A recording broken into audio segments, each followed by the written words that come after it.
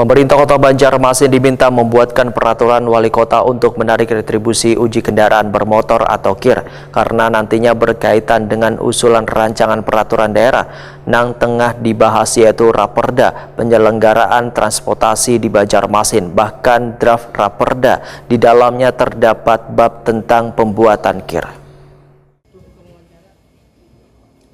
Pemerintah Kota Banjarmasin diminta membuatkan peraturan wali kota untuk menarik retribusi uji kendaraan bermotor atau KIR karena nantinya berkaitan dengan usulan rancangan peraturan daerah yang tengah dibahas atau Raperda penyelenggaraan transportasi di Banjarmasin. Bahkan di dalam draft Raperda di dalamnya terdapat bab tentang pembuatan KIR. Demikian dipadahkan Ketua Panitia Khusus DPRD Banjarmasin Afrizaldi. Wahyu Takoni Prima TV jelang tengah hari Kamis 16 Mei 2024. Politisi Partai Amanat Nasional ini menyatakan usulan dibuatkannya perwali untuk menarik retribusi kendaraan bermotor atau KIR sangatlah beralasan lantaran pada aturan terbaru retribusi KIR dihapus sehingga Banjarmasin berpotensi kehilangan sumber pendapatan. Sehingga perlu adanya kebijakan alternatif untuk mempertahankan pendapatan di sektor retribusi KIR ini yang nantinya dikelola unit pelaksana tugas daerah.